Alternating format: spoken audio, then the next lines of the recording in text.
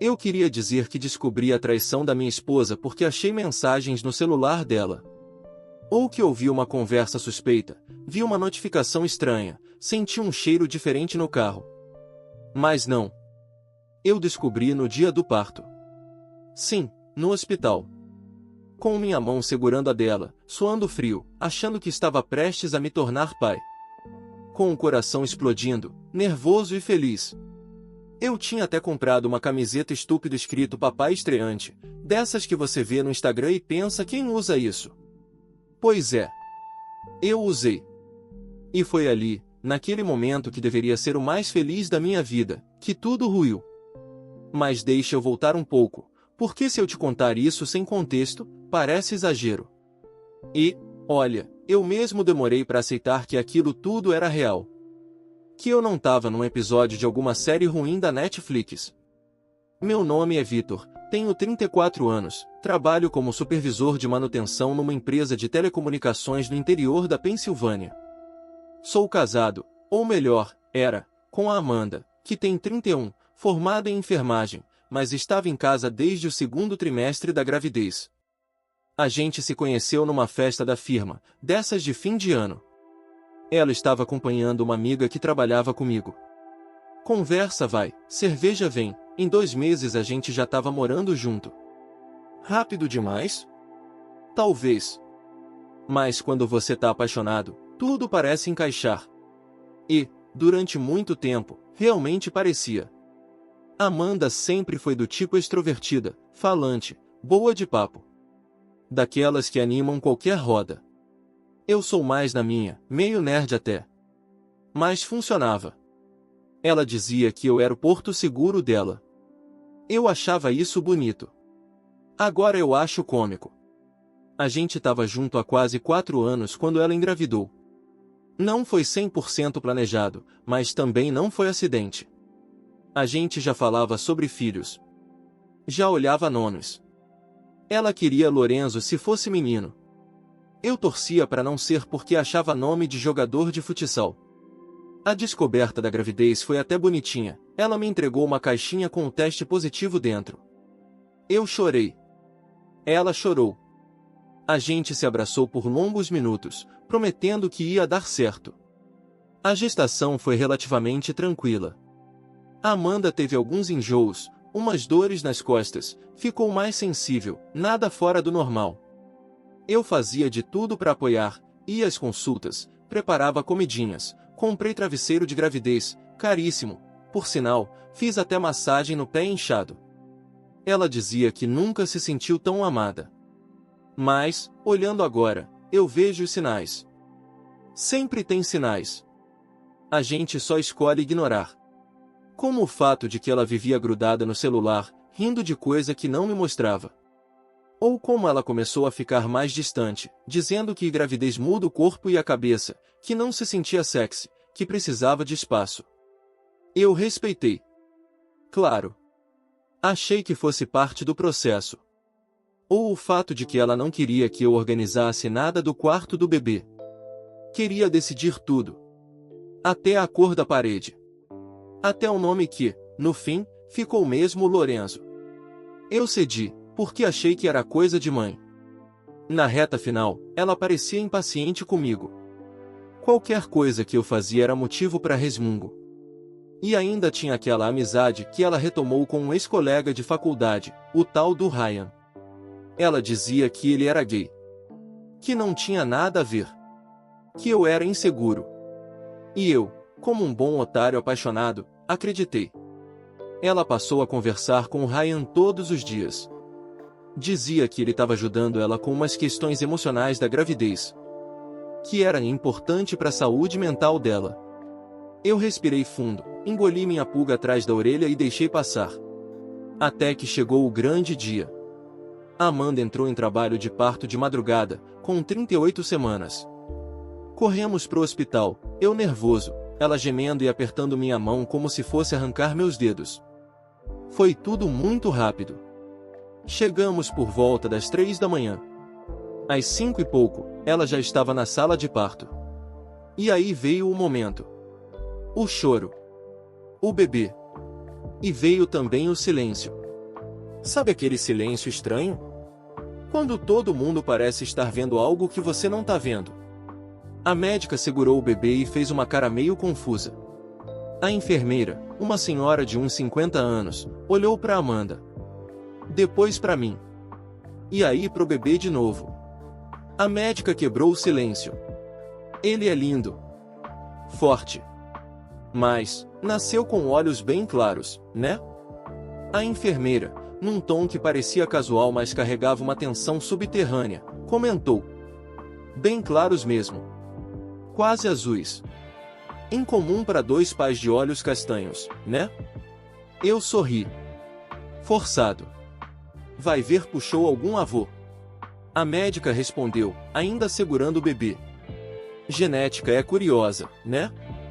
Amanda estava calada. De olhos fechados. Suando. E pálida como nunca. A enfermeira entregou o bebê para ela e então me olhou nos olhos. Um olhar estranho. Quase, de pena. E foi ali, com aquele bebê nos braços da mulher que eu amava, que meu mundo começou a desabar. Quando voltamos do hospital, algo dentro de mim já tinha mudado.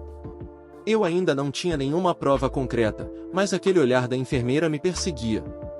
Aquela pausa. Aquela frase com veneno disfarçado de elogio. Quase azuis. A Amanda sempre teve olhos castanhos escuros, igual aos meus. E, ok, eu sei que genética não é matemática, mas a gente estudou o básico na escola. Dois olhos escuros dificilmente geram um bebê de olho azul. Quase impossível, para ser sincero. Mas não era só a cor dos olhos. Era a cor do cabelo. A estrutura do rosto. O nariz. Tudo naquele bebê parecia estranho. Não familiar. Mas aí vem a culpa. A maldita culpa. Eu me senti um lixo por ter aquele tipo de pensamento. O bebê mal tinha saído do útero e eu já estava desconfiando dele? Me sentia um monstro. Um péssimo ser humano. Amanda parecia saber disso. E jogava com isso. Nos primeiros dias em casa, ela se mostrava exausta, mais distante. Não havia aquele brilho maternal. Ela era mecânica. Alimentava o bebê, mas não falava com ele. Não sorria. Dormia o tempo todo, alegando baby blues, o que pode ser real, eu sei. Mas a frieza dela parecia outra coisa. No terceiro dia, ela pediu que eu fosse à farmácia buscar fraldas e pomada. Fiquei fora por uns 40 minutos. Quando voltei, encontrei ela no telefone, com um tom de voz baixo e ríspido. Eu já falei que agora não dá. Você quer complicar tudo? Ele tá aqui. Depois a gente vê isso. Quando ela me viu, desligou rápido demais. Me deu um sorriso falso. Era a Melissa, da faculdade. Eu apenas balancei a cabeça. Mas naquele momento, alguma coisa estalou dentro de mim. Comecei a prestar atenção nos detalhes. Nos horários. Nos padrões. Comecei pelo celular dela. Nunca fui o tipo que vasculha nada, mas agora eu não conseguia mais confiar. Só que a Amanda era esperta. Tinha senha no WhatsApp, senha no Instagram, e trocava o código do celular quase toda semana. Mas ela cometeu um erro. Numa madrugada em que o bebê finalmente dormiu por mais de 2 horas seguidas, ela esqueceu o notebook dela logado na mesa da sala. E eu, tentando pegar uma mamadeira, esbarrei no mouse. A tela acendeu. Estava logada no Gmail. Respirei fundo. Abri os e-mails. E ali estavam. E-mails antigos. Alguns meses antes da gravidez. Assunto: noite passada. A gente não devia, mas foi maravilhoso. Acho que preciso contar para ele. Nome do remetente? Ryan. Sim. O amigo gay. O apoio emocional da gestação. E tinha mais. Trocas de fotos, prints de mensagens do WhatsApp, e até uma troca no Drive com uma planilha chamada Possíveis Datas de Concepção. Juro por Deus. Ela estava tentando calcular quem era o pai com base em data de ovulação. Me deu um enjoo. Não sabia se vomitava ou se chorava. Naquela madrugada, eu fiquei no sofá. Passei horas revendo as mensagens, pensando em tudo que engoli calado, em tudo que acreditei. E o mais absurdo de tudo? Eu ainda queria que não fosse verdade. No dia seguinte, não disse nada.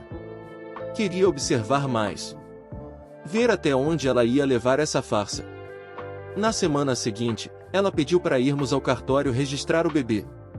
Queria fazer logo antes que ficasse mais difícil resolver burocracias. Eu disse que achava melhor fazermos o teste de paternidade antes, só para garantir. O olhar dela mudou na hora. Ficou fria. Pálida.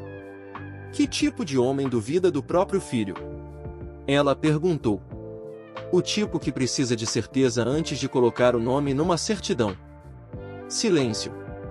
Isso é ofensivo. Você me chamar de mentirosa assim. Logo agora, no momento mais delicado da minha vida. Não tô te chamando de nada. Tô pedindo um teste. Só isso. Ela bateu a porta do quarto. Passou o dia sem falar comigo. 2 dias depois, encontrei o bebê com uma pequena marca roxa no braço. O que aconteceu aqui? Perguntei. Ah, deve ter se machucado se mexendo. Bebês são desastrados. Desastrados? Ele mal tinha coordenação para levantar a cabeça. Naquela noite, dormi no carro. No dia seguinte, fui ao laboratório por conta própria e perguntei sobre a possibilidade de fazer o teste de paternidade sem o consentimento da mãe. A atendente foi clara: não é possível sem ordem judicial se a criança for menor de idade e não houver consentimento. Mas ela também disse outra coisa. Se o senhor conseguir trazer o bebê e a mãe assinar o termo, o teste é rápido. Fica pronto em até 5 dias. 5 dias. Eu podia esperar 5 dias. No sábado seguinte, criei uma desculpa. Disse que queria levar o bebê no laboratório para fazer o teste do pezinho, que de fato é obrigatório e acontece nesse período. Amanda topou.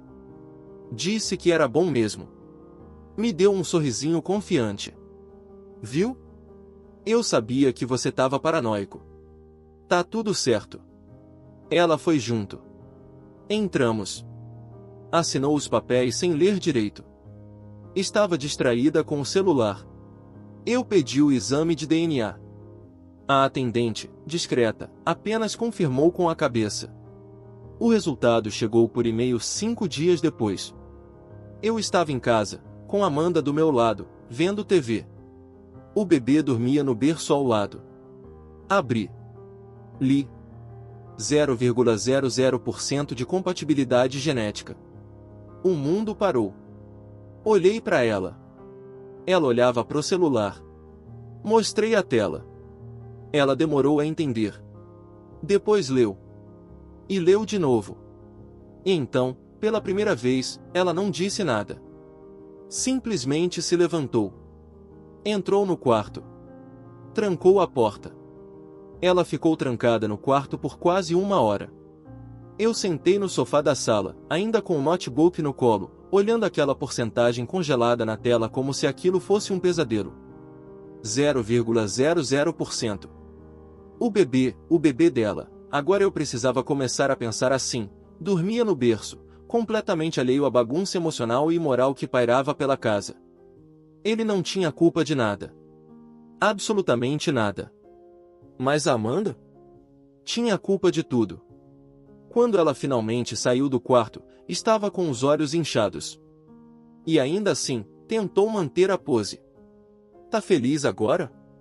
Foi a primeira coisa que ela disse. Isso é tudo que você tem para falar? Perguntei, tentando manter a voz firme. Você armou para mim. Você me enganou para assinar esse teste. Você me fez passar por esse constrangimento. Constrangimento? Amanda, você mentiu para mim por quase 1 ano. Me fez acreditar que eu ia ser pai. Fez eu preparar um quarto, comprar roupa, fralda, ficar do teu lado durante o parto. E agora eu sou o errado por descobrir que fui enganado? Ela passou a mão no rosto, exausta. Eu não sabia com certeza. Juro. Eu tava confusa. Confusa? Eu e o Ryan, foi uma vez. Só uma. E depois daquilo, eu me afastei. Achei que fosse você o pai. De verdade. Eu queria que fosse. Mas quando ele nasceu... Ela parou. A voz falhou. Quando ele nasceu, eu vi na hora que não era meu, completei. Eu também vi, ela confessou, num sussurro. Aquele momento de honestidade não me comoveu. Não mais. Ela já tinha escolhido mentir. Tinha tido meses para contar. Preferiu o silêncio. A manipulação. O teatro.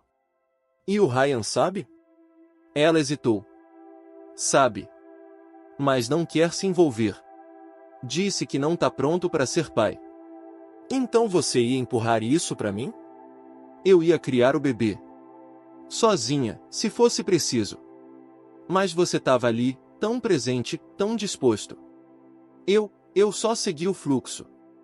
Achei que dava para sustentar. Achou que dava para viver uma mentira.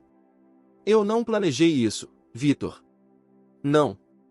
Você só sustentou por conveniência. Ela não respondeu. Naquela noite, eu dormi no sofá. De novo.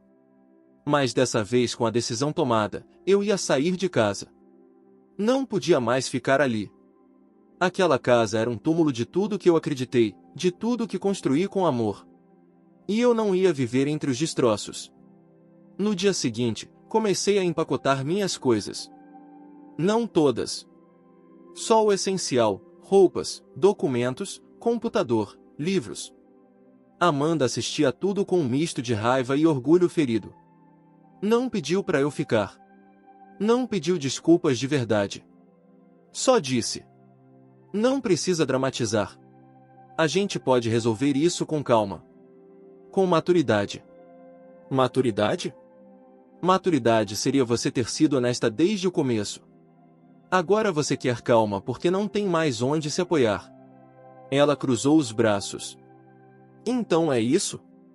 Você vai me deixar com um recém-nascido? Seu recém-nascido. Com o pai verdadeiro sumido. E você tentando fingir que a culpa é minha? Peguei as chaves, a mala, e fui para a casa do meu irmão, a 20 minutos dali. Durante os dias seguintes, ela me mandou mensagens passivo-agressivas. Prints do bebê. Frases tipo: mesmo não sendo seu, você devia ao menos se importar. Você era tão carinhoso antes. Agora tá sendo frio. O que eu fiz foi errado, mas você tá sendo cruel. Eu ignorei todas. Mas o Ryan, ele resolveu aparecer. Recebi uma mensagem dele no Facebook. Podemos conversar como adultos. Ignorei. Depois outra. Eu nunca quis que isso acontecesse assim. Mas você também sabia que algo estava errado. A Amanda sempre esteve dividida. Respirei fundo e respondi. Dividida é uma coisa. Grávida de outro e me fazendo de babaca é outra. Então ele soltou a pérola. Talvez você estivesse se enganando porque gostava da ideia de ter uma família, não da Amanda em si. Aquilo me tirou do sério. Respondi seco. E você gostava da ideia de ser o macho alfa por uma noite, mas agora não quer ser homem para assumir seu filho. Ele não respondeu mais. A bomba final veio uma semana depois. Amanda me ligou chorando, dizendo que ia registrar o bebê sozinha, mas que precisava de ajuda financeira até as coisas se estabilizarem. Eu ri. Você usou minha casa, meu tempo, meu amor, minha estrutura. Usou minha presença para não encarar a realidade. E agora quer usar meu dinheiro? Ela começou a dizer algo, mas eu interrompi. Eu vou facilitar sua vida. Você não precisa mais fingir. E eu não vou mais carregar esse fardo. Bloqueei o número. No dia seguinte, formalizei um pedido legal para tirar meu nome de qualquer processo de paternidade presumida. Sim, nos Estados Unidos, dependendo do estado, o marido pode ser automaticamente considerado pai se estiver casado na data do nascimento. E eu precisava garantir que não teria nenhuma obrigação legal sobre aquela criança. Contratei um advogado. A audiência foi rápida. O juiz, ao ler o teste de DNA, me olhou com seriedade. O senhor confirma que não deseja estabelecer vínculo legal com a criança? Confirmo. E tem ciência de que não poderá mais reivindicar paternidade no futuro? Tenho. E é exatamente isso que eu quero. Saí do tribunal com um alívio que não sei explicar. Não por me livrar da criança. Jamais. Mas por me livrar da mentira. Da manipulação. Da dor. Amanda me mandou uma última mensagem, que li semanas depois. Um dia você vai se arrepender. Porque o Lorenzo podia ter sido seu filho. Porque você podia ter amado ele. Talvez. Talvez eu amasse aquela criança. Talvez, num outro universo, eu fosse o pai mesmo. Mas nesse aqui, eu fui só mais uma vítima de uma história construída em cima de mentiras. E agora, é hora de reconstruir. O que eu fiz não foi vingança no sentido clássico, eu não fui atrás de humilhar a Amanda, expor nas redes, gravar vídeo chorando ou espalhar a história pela cidade. Minha vingança foi mais silenciosa. E muito mais eficaz. Foi devolver tudo que ela me entregou. Só que com juros. Nas semanas seguintes à decisão judicial, comecei a reconstruir minha vida em silêncio. Mudei de número, saí das redes sociais por um tempo, e cortei qualquer canal por onde ela pudesse tentar me acessar. Ela tentou usar amigos em comum, mas eu já tinha avisado, quem ia passar recado dela, some da minha vida também. E cumpri. Teve até um amigo nosso, o Davi, que me mandou mensagem dizendo: "Cara, eu entendo tua dor, mas a Amanda tá sofrendo também. A criança não tem culpa." Bloqueei ele na hora. Sim, a criança não tem culpa. Mas isso não significa que eu precise aceitar ser feito de otário para compensar os erros dos outros. Enquanto isso, a Amanda começou a cair na própria realidade. O Ryan sumiu, completamente. Fontes próximas. Sim, eu ainda tinha um ou dois amigos que não eram babacas, me contaram que ele já estava namorando outra mulher em outra cidade. Aparentemente, o filho que ele ajudou a colocar no mundo virou um detalhe inconveniente. Amanda, agora sozinha, começou a usar o filho como moeda emocional. Criava posts enigmáticos no Facebook. A pior dor é saber que seu filho foi rejeitado por quem devia amar incondicionalmente. Ou: ser mãe solo não foi minha escolha, mas será meu maior orgulho. O comentário fixado? Sempre da mãe dela. Meu netinho vai crescer sabendo quem realmente esteve do lado dele. Ironia, a mãe da Amanda sabia que o bebê não era meu. E nunca me avisou. Mas tudo bem. Eu estava em outra vibe. E aí veio a parte boa, minha virada real. Lembra da enfermeira que desmascarou tudo no parto? A que olhou para mim com aquele olhar de pena e verdade? O nome dela era Claire. Ela me achou no Instagram, antes de eu desativar, semanas depois da confusão. Mandou uma mensagem privada.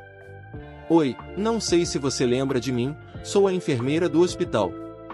Queria dizer que senti muito por tudo. E que você foi extremamente digno naquela sala. Eu respondi. Agradeci. E a conversa ficou nisso.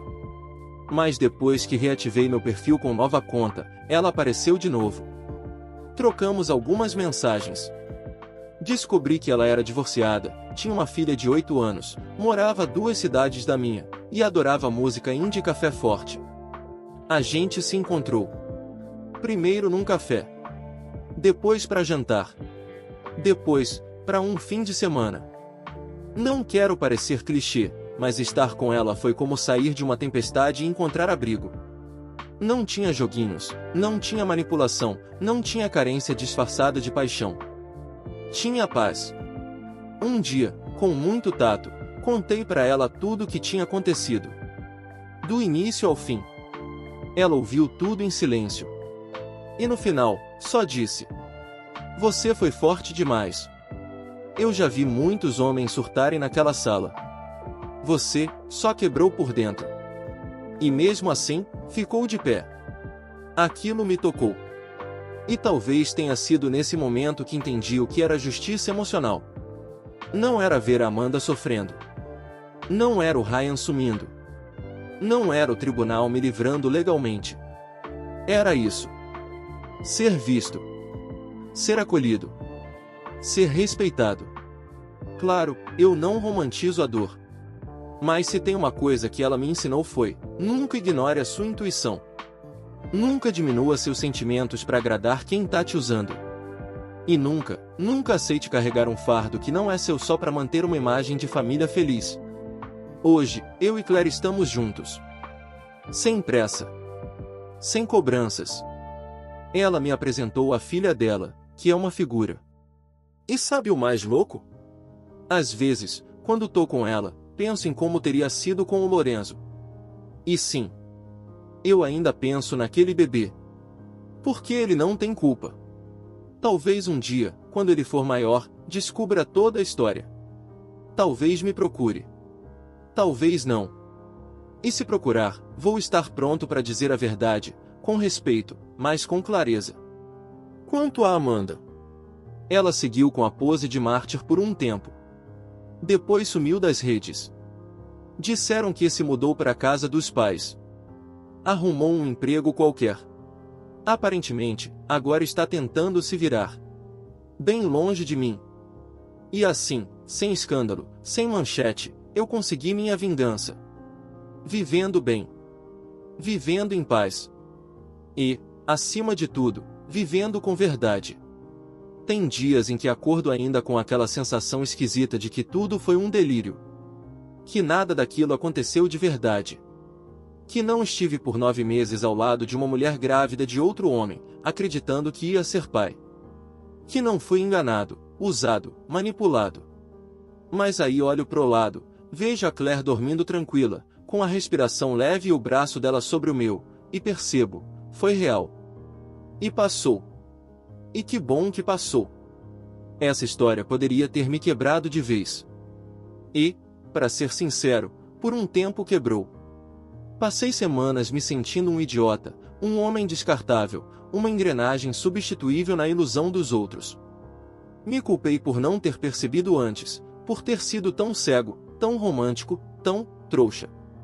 Mas se tem uma coisa que essa queda me ensinou foi a enxergar valor onde realmente importa. Não no que a gente mostra para o mundo, mas no que a gente vive dentro de casa, quando ninguém tá vendo. No respeito silencioso. No cuidado mútuo. No amor que não precisa de teste de DNA para ser verdadeiro, porque não é só sobre sangue. É sobre escolha. Eu escolhi sair. Escolhi me preservar.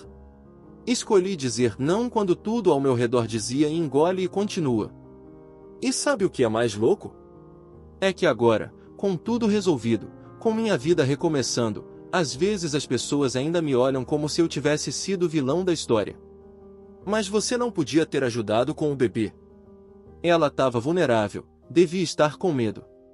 Você era tão presente, por que abandonar assim? E a resposta é simples. Porque ninguém tem o direito de me enganar e depois me pedir sacrifício em nome de uma culpa que não é minha.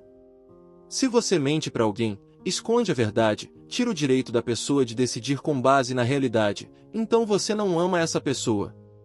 Você ama a conveniência que ela te oferece. E eu? Não sou mais conveniência de ninguém. Se alguém aí tá passando por algo parecido, deixa eu te dizer uma coisa, você não é ruim por duvidar. Você não é cruel por querer saber a verdade. Você não é egoísta por sair de uma relação tóxica, mesmo que tenha criança envolvida, mesmo que todo mundo ache que você devia aguentar mais um pouco. Você é só um ser humano tentando viver com dignidade. E dignidade, meu amigo, não tem preço. Nem herança genética que justifique abrir mão dela. Encerro esse desabafo com a certeza de que nunca imaginei escrever algo assim. Mas, olhando agora, talvez essa história tenha me salvado. Me feito crescer. Me feito entender que ser homem não é aguentar tudo. É saber a hora de dizer, basta. E eu disse.